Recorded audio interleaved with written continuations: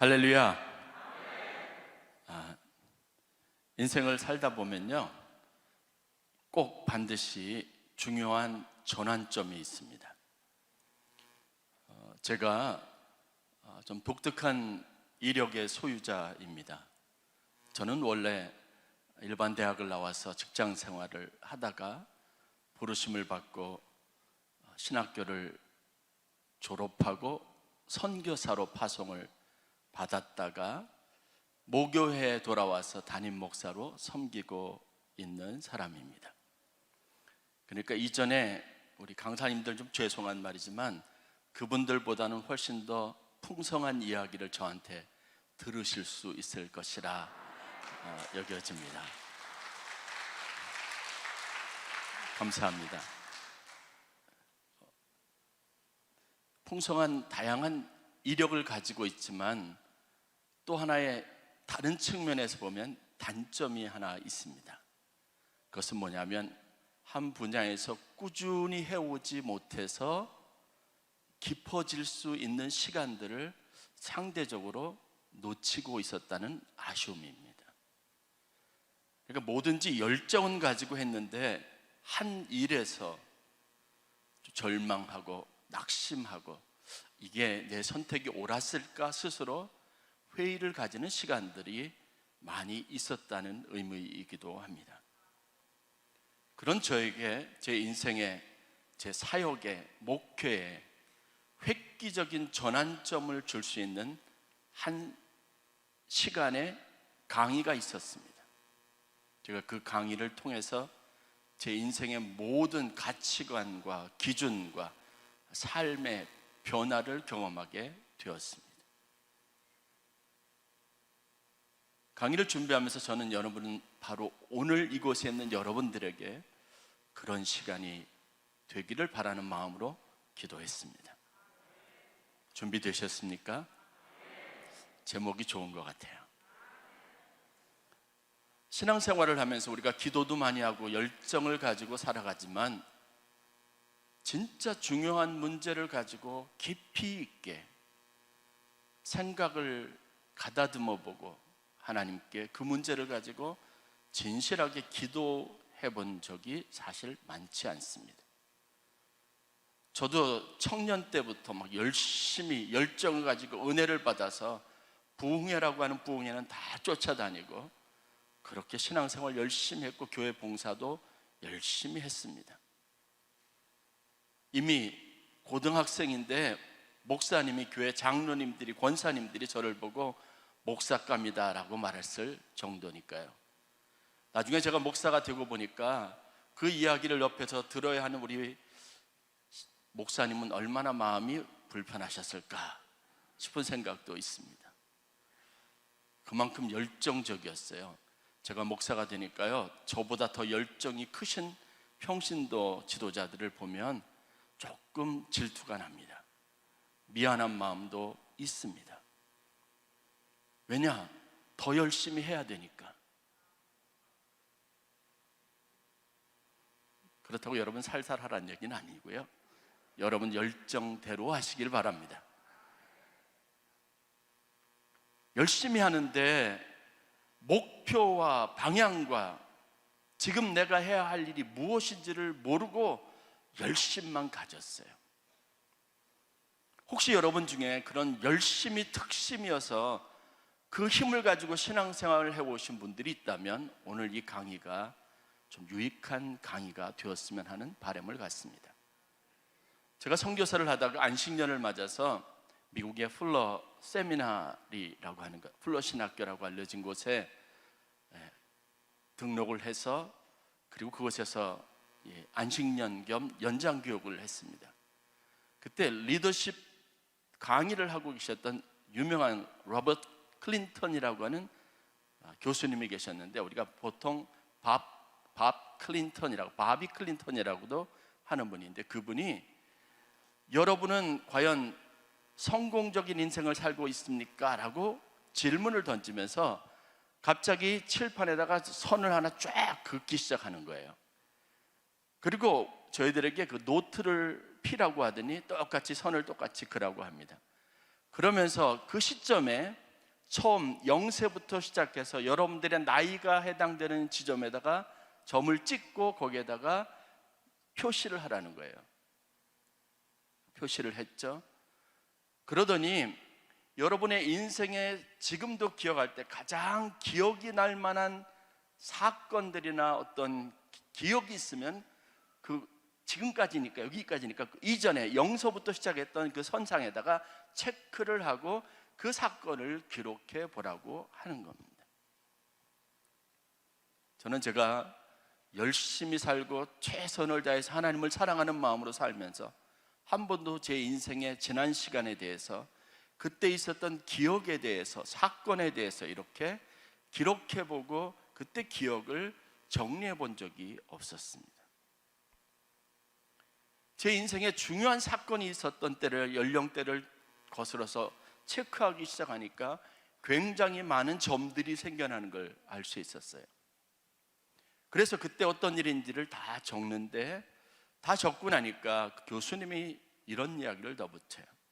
그때 하나님은 당신을 위해서 무엇을 하셨는지 적어보라는 거예요. 저희 아버님이 돌아가신 것, 그다음에 제가 학교 들어가는 일, 아이를 낳는 일, 결혼한 일, 제가 예수를 만나게 된 일, 교회에서 있었던 일, 친구들 간의 아픈 일들 다 기록을 하고 있었는데 그게 하나님과 어떤 관계가 있는지를 생각해 보라는데 갑자기 눈물이 왈칵 나오는 거예요.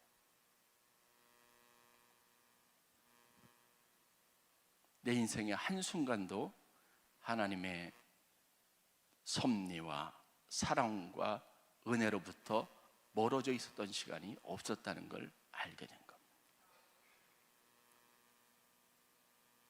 그렇게 한참을 하고 난 다음에 이 교수님이 갑자기 내 인생의 앞날에 중요한 계획들을 가지고 몇 살 때는 어떤 일, 몇 살 때는 어떤 일 점을 찍어보고 계획을 세워보라는 거예요. 그러더니 그 교수님이 마지막에 그때도 하나님이 함께 하실 겁니다. 이 사실이 저에게 굉장히 큰 위로가 됐습니다. 여러분 인생을 살면서 하나님과 여러분의 인생의 사건들을 관련 지어서 생각해 본 일이 있습니까? 우리는 막연하고 추상적인 이해와 감성적인 느낌을 가지고 신앙생활하는, 어떻게 보면 위험한 사람들입니다. 그렇다 보니까 미래에 있을 어떤 일들과 계획들도요 다 막연한 일입니다. 목사님은 말씀을 전할 때마다 여러분들에게 소망이 있습니까? 믿음이 있습니까? 라고 말하는데, 내가 아멘하고 말할 때 소망하고 믿음이 바탕이 된 일은 아니라는 생각들, 그냥 단지 그렇게 됐으면 좋겠다라는 바람들이 굉장히 인생에 많이 있다는 걸 알 수 있습니다. 제가 이따가도 다루겠지만 제가 안식년을 가질 때 사실은 탈진했었습니다. 선교지에서 선교 사역을 하면서 생각하지 못했던 굉장히 많은 어려움들을 겪었어요. 그 어려움들을 겪으면서 마음속에 해결되지 않는 문제, 특별히 제가 주의 종이 되겠다고 헌신하는 순간부터 인생에 찾아오는 그 수도 없이 많은 돌덩어리 같은 것들, 공격들, 예상하지 못했던 인생의 문제들을 앞에서 대처할 방법을 잘 모르고 있었던 서투른 사람이었으니까. 목사님들이고 선교사님들이면 다 좋을 거라고 생각했고, 내가 그 선교지에 가면 복음을 전하고 거기서 성경에 나와 있는 이야기와 사건들처럼 그런 기적적인 일들이 눈앞에 펼쳐질 것이라는 막연한 생각을 가지고 선교사로 갔고 신학을 공부했고 그리고 선교지에 가서 사역을 했는데, 막상 현실적으로 부딪혀 보니까 이게 굉장히 녹록하지 않은 겁니다. 그때 제가 깨달은 한 가지가 뭐냐면, 나는 준비가 안 돼 있는 사람이었다는 겁니다. 이번에 이 평신도 수련을 하면서 우리 회장 장로님 굉장히 꼼꼼한 분이라는 거 알았어요. 얼마나 많은 문자, 혹시 문자를 안 읽을까 봐 SNS 카톡을 이용해서도 보내주시고 확인하시고, 혹시 답이 없으면 받으신 게 맞나 확인하시고, 책자를 보내주시고 원고 그대로 인쇄 들어가기 전에 오탈자 있는지 수정해달라고 요청하시고, 그러니 굉장히 긴장 많이 했습니다. 여러분, 이 집회가 성공적일 수 있는 이유가 뭔지 아십니까? 준비가 있었기 때문에 그래요. 얼마나 많은 고민이 있었고 얼마나 많은 고민을 위한 기도가 있었겠습니까? 하나님이 역사하시죠. 인생을 비유할 때 PPT를 준비했는데 좀 봐주시겠습니까? 마라톤의 비유를 잘합니다. 마라톤은요 42.195km를 뛰는 거예요. 일반적인 선수들은요 10분에 3km를 뛰어야 되는 거예요. 10분에 3km를 뛰려면 여러분, 그게 절대 쉬운 거 아닙니다. 어떻게 해야 되죠?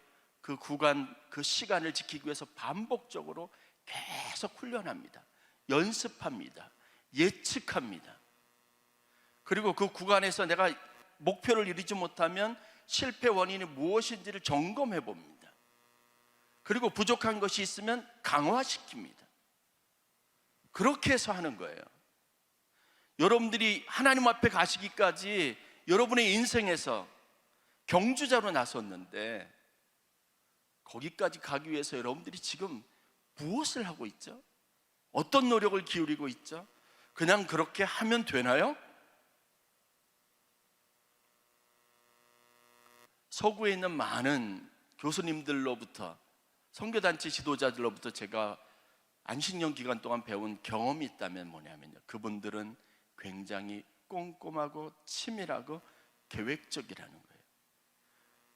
한때는 제가 그것을 성향으로만 알았습니다. 서구적인 사람들의 습관으로만 알았어요. 그런데 시간이 지나면서 그것이 그분들이 가지고 있는 경건이고 거룩의 힘이라는 것을 알았습니다. 여러분, 오늘 하루를 믿음 안에 살기 위해서 여러분들이 해야 될 중요한 일들이 있는데 그 일이 여러분 무엇인지 모르시잖아요. 아침에 일어나면 내가 무엇부터 하고 어떤 습관을 가지고 있어야 되는지 모르시잖아요. 그런데 그 방법을 알고 습관을 유지시키면 여러분, 하루는 무조건 주님과 함께 동행할 수 있습니다. 내일 아침에도 나는 주님과 동행해야지. 눈을 떴는데 잔소리하는 아내, 잔소리하는 남편, 여러분의 마음을 무너지게 하는 자식의 퉁명스러운 말들, 이 첫날 첫 순간에 가지고 있는 경험 때문에 하루 주님은 온데간데 없고 그냥 속만 끓이다 살아가고 지내온 시간들이 얼마나 많습니까? 그런 상황이 오면 내가 이렇게 해야지 여러분들이 스스로 대처할 수 있는 방법을 갖고 있습니까? 다 안 갖고 계세요. 그냥 되는 대로 사는 거죠. 그러다가 당황스러운 순간이 오게 됩니다. 코로나 때 많은 분들의 죽음을 보고 그리고 장례를 치렀습니다. 장례를 집례하면서 제가 참 많은 죽음들을 보는데 공통점들이 있더라고요. 준비하신 분의 삶은 아름답습니다. 제가 정말 존경하고 좋아하는 분이에요. 신앙생활을 열심히 있는 분인데 자녀들이 믿지 않아요. 그래서 입관 예배를 해달라고 하고 그 다음에 발인을 하고 다 하는데요, 자녀들이 저하고 교감도 없죠, 믿음도 없죠. 그러니까요, 입관을 하는데 깜짝 놀랐어요. 여러분 생각해 보셔야 돼요. 고인은 신앙이 좋고 믿음 생활 잘하다 돌아가셨는데 입관을 하는데, 여러분 입관할 때 마지막 인사하고 그 다음에 수의를 입히잖아요. 이 상주에서 나오신 분이 고인에게 깍듯하게 예를 다한다 그러고, 목사가 집례를 하는데도요, 거기에다 온갖 문양이라고 하고 좋은 금빛 들어갔다고 하면서 하는데, 그걸 20분 동안 하고 있는데 지켜보는데 정말 힘들었어요. 다 벗어버리라고 말하고 싶었어요. 내가 사랑하는 권사님이 정말 그걸 바랬을까? 아니에요. 그런데 자식들은요, 그게 너무 고맙대요. 수위에 다 쌓여져서 연꽃무늬 그거를 매듭을 몇 개를 만들어야 된다고 꽁꽁 매고 그렇게 해가지고 얼굴도 다 꽃 모양으로, 아시죠? 혹시 아시는 분이 있을 겁니다. 여러분, 그게 아름다운 것일까요? 그런데 한 분 집사님은요, 자기가 죽을 때 입을 옷을, 양복을 싹 사입었어요. 겨울에 돌아가셨는데 모직 코트를 깨끗한 걸 하나 돌아가시기 전에 사갖고 그리고 입어보시더라고요. 자식들, 부인한테 유언을 남겼는데 나 죽을 때 이거 입혀달라 그랬어요. 수의 안 입겠다 그랬어요. 화장하니까. 그 장례식을 치르는데 얼굴 다 가리지 않고, 그렇죠, 옆에 꽃을 잘 놔서 마지막 양복 입은 장례식, 한국에서 처음 해봤습니다. 외국에서는 여러 번 해봤지만 얼마나 좋은지 몰라요. 준비한 것과 준비하지 않은 것은 내 예상과 내 바라는 마음의 소망을 항상 벗어나서 있는 차이를 만들어냅니다. 여러분, 주님 앞에 가고 싶으세요? 준비하셔야 합니다. 여러분의 마지막에 아름다운 시간이 되길 원하세요? 준비하셔야 합니다. 여러분, 신앙생활 잘 하고 싶으세요? 준비하셔야 합니다. 여러분들에게 나누어진 책자에 보면 오늘 본문을 중심으로 해서 우리가 준비해야 될 몇 가지에 대해서 제가 요약해 놨습니다. 사실 믿음이라는 게 믿음의 경주라고 말하는데 이 말의 진짜 뜻은 뭔지 아십니까? 믿음이라는 것을 잘 유지하는 게 믿음의 경주입니다. 믿음 없어질 때가 얼마나 많아요. 믿음 말고 내 감정과 내 기질이 앞장설 때가 얼마나 많아요. 믿음은 항상 느림보 거북이와 같고요, 기질과 감정은, 본능은 항상 재빠릅니다. 번개와 같습니다. 내가 미처 통제하기 전에 먼저 튀어나가 버려요. 그러면 그 다음부터는 쑥스러워서 뒤돌릴 수도 없어요. 되돌릴 수도 없어요. 믿음이 여러분들의 항상 마음과 감정을 앞설 수 있도록 유지시키는 힘이 필요합니다. 그리고 경주해야죠. 오늘 달리는 게 끝이 아니니까, 가야 할 거리가 있으니까 여러분들이 오늘 죽을 힘을 다해서 뛰지 않고 거기까지 가기 위해서 어느 정도 내가 스태미나를 가지고 유지시키면서 가야 하는지를 알아야 할 거고요. 여러분들이 혹시나 잘못된 곳으로 가지 않기 위해서 초점과 목표를 잃지 말아야 합니다. 목표의식이 분명해야 합니다.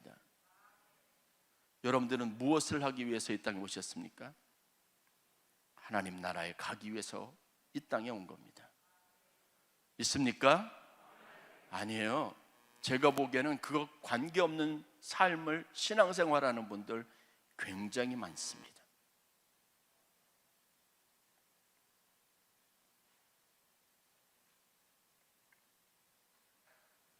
제가 선교 사역을 하는데 PPT에 안락사라고 되어 있는 거 띄워주세요.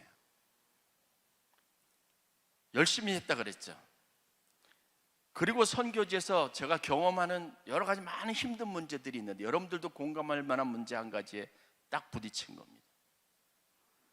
나는 거기에서 죽을 준비가 되어 있는가? 선교지에서. 여러분들 얼마나 은혜로워요. 선교사님이 나는 그 땅에 묻힐 겁니다. 그 얘기는 거기서 죽을 준비가 되었다는 거예요.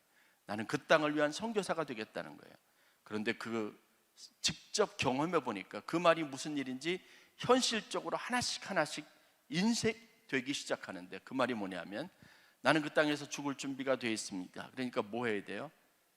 내가 거기서 늙어서 죽을 때까지 살아야 하니까 집이 있어야 돼요. 내 집이 있어야 돼요. 그렇죠? 그렇죠. 선교사님이 나는 그 땅에 묻힐 겁니다 라고 말하는 것은요, 거기서 살기 위한 모든 기반이 거기에 다 마련되어야 된다는 의미예요. 저는 그 생각 못했어요. 그래서 선교지에 갔는데 다른 선교사님들은 오자마자 한국에서 다 해서 일단 집을 사고 땅을 샀는데 저는 집도 땅도 사지 않았어요. 나중에 점점 시간이 지나니까 제일 힘들고 불리한 게 누구냐면 저예요. 왜냐하면 월세를 계속 내야 되니까 고민이 되기 시작합니다. 그러다 보니까 무슨 마음이 생기냐면요, 생존, 그 땅에 살기 위해서 가장 필요한 것들에 대해서 예민해지기 시작합니다. 그런데 여기 있다가 하나님이 가라면 가겠다는 마음을 가질 때는 그렇게 소유에 대한 욕구가 생기지 않았는데, 여기서 내가 죽으리라, 이 땅에 묻히리라 생각하니까 소유에 대한 욕구들이 하나씩 생겨나기 시작하는 거예요.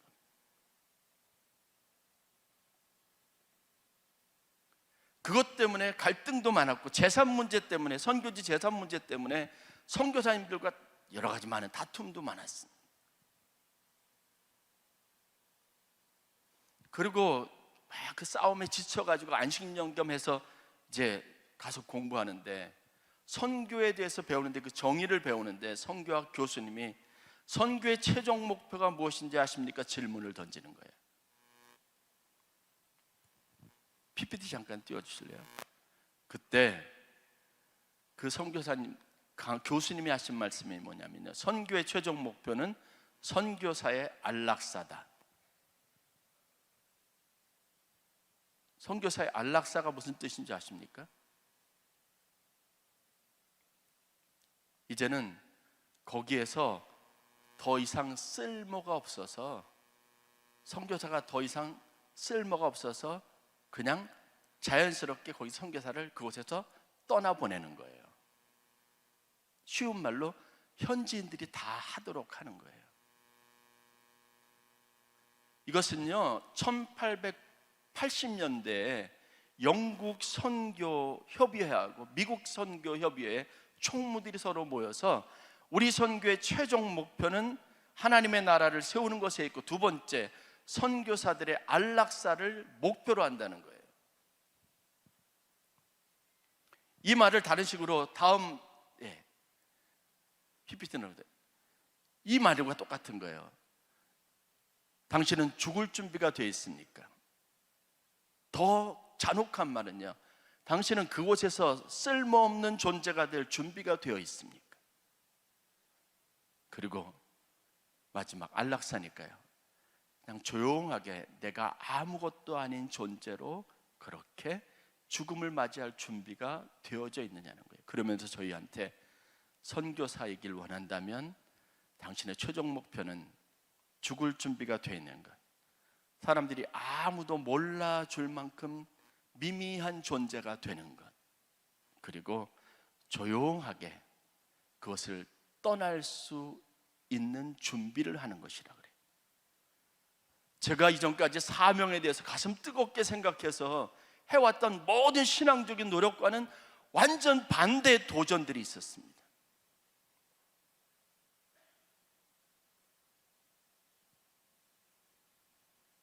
우리가 영향력 있기 위해서, 우리가 여전히 힘 있는 존재가 되기 위해서 여러분, 복음과 다른 방향으로 가고 있습니다. 여러분들의 노년이 피곤하고 고단합니다. 100세 시대를 말하면서 머리가 아파지기 시작하죠. 그렇게 편안했던 마음에 부담이 쌓이기 시작합니다. 목사님들이 모이면 은퇴 이후의 삶에 대해서 이야기하고, 그래서 지금부터 준비하라는데, 그 준비라는 걸 생각하니까 갑자기 삶의 모든 것의 무게가 가중되더라고요. 여러분, 은퇴 이후를 생각하고 안락사에 대한 개념을 잃어버리고 신앙생활하면요, 우리가 하나님 앞에 본질적으로 갈 때 하나님 나라에 이르는 최종 목표에 대한 목표가 흔들리면 이 땅에서의 삶이 무겁게 되어져 있습니다. 절대로 가벼울 수 없습니다. 내가 선교지에서 영향력 있기를 위해서 혹시 지도자들이, 현진 지도자들이 내 말을 듣지 않으면 얼마나 그게 상심이 클까, 마음이 아플까. 저 사람들이 나를 있는 둥 없는 둥 취급하면 어떨까요? 거기에 대해서 스트레스가 굉장히 많았거든요.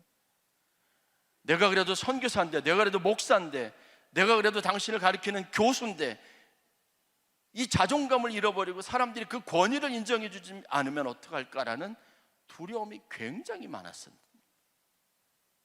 그런데 제가 배운 선교학에서 제가 가져야 될 관심은 저 세 가지였었어요. 저 마음을 가지니까요, 얼마나 마음이 가벼워지는지 몰랐어요.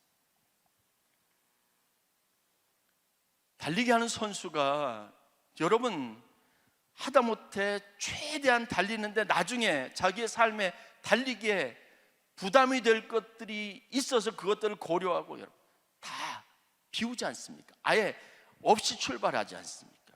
왜냐? 그러지 않으면 못 가거나 아니면 가는데 중간에 포기할 가능성이 굉장히 많으니까요. 그래서 오늘 말씀에도 보면 예수님을 바라보라고 말하면서 그분에 대해서, 그분의 삶에 대해서 설명하고 요약하는 내용들이 있습니다. 우리가 믿음의 경주자라면요, 얽매이기 쉬운 것들 벗어버려야 합니다. 여러분들에게 그런 준비가 있기를 주의 이름으로 간절히 축원합니다.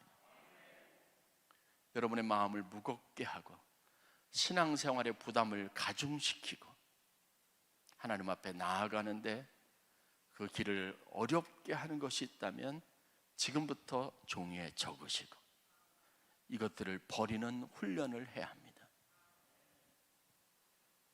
그게 원인을 분석하는 거예요. 데이터를 잘 활용해서 내 인생에 뭐가 문제인가, 신앙생활에 무엇이 장애인가를 알아야 합니다. 그리고 예수님을 바라보아야 합니다. 예수님을 바라볼 필요는요, 그분이 정답이고 우리는 그분의 뒤를 따르기로 작정한 사람들이기 때문에 그렇습니다.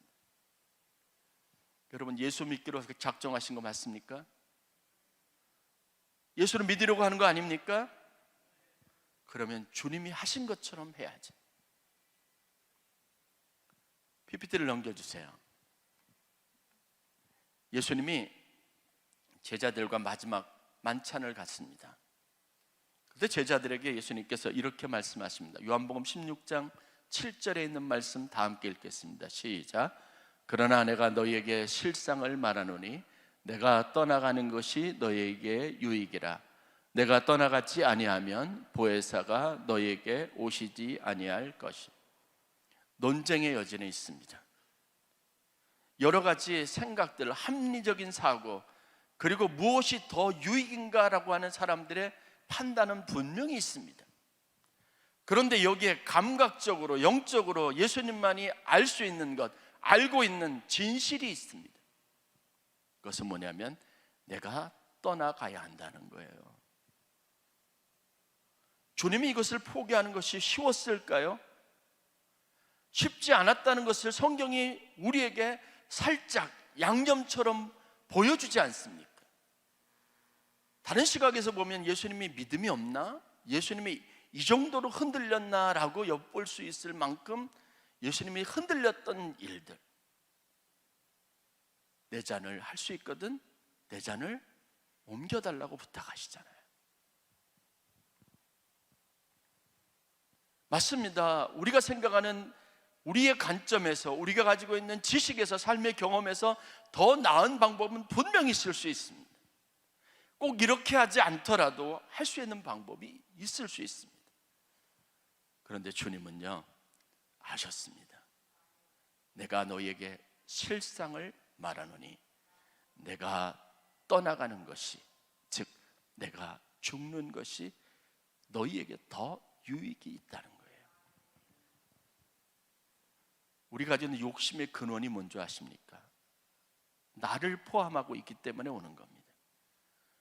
우리가 가지고 있는 복음의 본질은 나를 제하라는 거예요. 나를 밀어내라는 거예요. 그리고 하나님의 뜻을 따르라는 거 아니겠습니까? 예수님이 이 모범을 보이신 분입니다. 다시 말해서 예수님은 스스로 안락사를 계획하시고 결정하신 분이에요. 지금이 가장 하나님의 뜻 안에서 내가 복되고 아름다운 시간이라는 믿음이 있었습니다. 여러분들이 보통 감각으로 이 믿음 절대 안 챙긴다는 걸 알아요. 연습하고 훈련하고 그리고 그대로 여러분들이 삶을 통해서 경험한 것이 있어야 합니다. 그래야 많은 것, 복잡한 것, 여러분들을 마음을 혼란스럽게 하던 것들을 다 제하여 버리고 사명에 집중하고 예수님께 집중하고 목표에 집중하고 하나님의 나라에 집중하고 달려갈 수 있는 겁니다.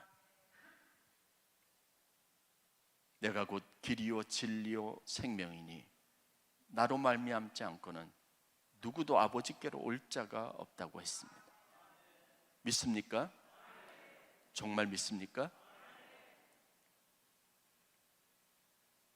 제가 항상 하나님 앞에 근본적으로 던지는 질문 중에서 가장 많은 질문이 그거예요. 하나님은 모든 사람이 다 구원받기를 원한다는 거예요. 이 질문이 어렸을 때 제가 은혜 받고 난 이후부터 지금까지 제가 항상 가지고 있는 질문입니다. 선교지로 갈 때 혼란스러웠어요.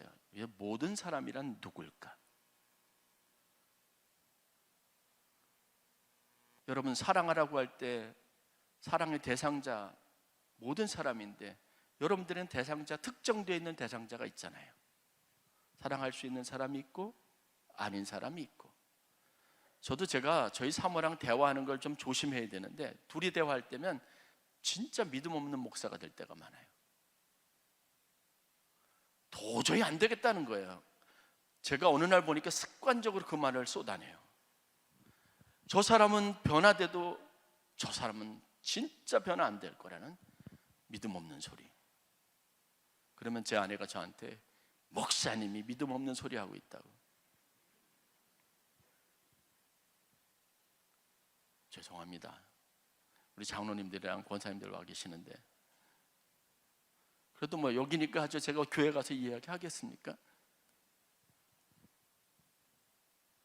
그게 믿음을 유지시키지 못한 우리 마음속에 찾아오는 은근한 유혹이에요. 그런데 그 모든 사람이 영역이 점점 넓어지는 시간들을 제가 살아가고 있습니다. 어떤 때는 모든 사람이요 길가에 지나가다 갑자기 술 먹고 교회에 들어와서 깽판을 부리는 사람이 될 때도 있습니다. 제 스스로에 놀랄 때가 있어요. 한 번도 그 사람은 하나님의 구원을 받을 모든 사람이 영역에 속해 있었던 적이 없거든요. 그런 사람들은 아니에요. 그래도 교회 나오는 사람들은 모든 사람, 목회하니까 교회 나오는 분들의 믿지 않는 가족들까지도 돼요. 모든 사람이 될 수 있어. 그런데 가끔은요 전혀 예상치 못한 사람들이 모든 사람이 범주에 포함되지 않을 때가 있습니다. 마음은요 항상 게으릅니다. 마음은요 항상 우리 마음을 어지럽힙니다. 사도 바울 같은 큰 사도도요 오호라 나는 곤고한 사람이라다. 이 사망의 몸에서 누가 나를 건져내랴. 내 안에서 나는 선을 행하려고자 하는 의지가 있지만 다른 한쪽에 그 일을 방해하고 모든 악한 것에 앞장인 마음도 있습니다. 여러분들이 왜 준비되어야 하고 여러분들이 왜 철저하게 훈련되고 연습되어야 하는지 저는 그 필요성을 여러분들이 깨달았으면 좋겠습니다. 내 마음에 내가 쓸모없는 존재가 되는 훈련을 하세요. 사람들이 나를 더 이상 필요하지 않게 되는 그날을 위해서 살아가야 합니다. 그래야 여러분의 마지막 순간이 자유로울 수 있고 여러분들이 가는 그 길이 복된 길이 될 수 있습니다. 여러분 죽을 준비가 되어져 있습니까? 내일이 아니라 지금 바로 그 마음을 가지고 내가 죽음을 맞이할 준비가 되기 위해서 필요한 몇 가지를 여러분 오늘 실천하는 연습을 해야 합니다. 아무도 여러분들이 도움 없이 잘 서갈 수 있는 것을 원하십니까? 자녀들도, 남편도, 아내도, 교회도. 그러면 여러분들이 그것을 위해서 오늘 연습할 수 있어야 합니다. 평안하게 죽음을 맞이할 준비가 되어 있습니까? 그렇다면 비워놔야 돼요. 회개해야 돼요. 마음에 있는 무거운 것을 다 털어내야 합니다. 그래서 내가 하나님께 가는 것이 복이 되고 여러분의 인생의 가장 아름다운 날, 찬란한 날, 그런 날이 되는 은혜가 있기를 주의 이름으로 간절히 축원합니다. 히브리서 9장 1절과 2절 말씀에 우리가 해야 할 구체적인 실천 과제들이 있습니다. 여러분들이 하나님이 주신 도전을 가지고 오늘 내가 버려야 할 것, 오늘 내가 결단해야 될 것, 오늘 내가 바로잡아야 될 것이 있다면 동그라미 치시고, 그리고 내가 이것을 해야겠다는 결단을 가지고 내일, 모레, 일주일 후, 열흘 후 그런 노력을 기울이면서 살아가시기를 바랍니다. 준비 잘 되어서 다 만나야죠. 장로님도 거기서 다시, 우리 모두가 다 거기서 다시 하나님이 우리에게 주시는 이 영광스러운 삶의 여정에 하나님이 주시는 도움이 있어서 여러분들이 아름답게 영광스럽게 다 설 수 있는 은혜와 축복이 있기를 주의 이름으로 간절히 축원합니다.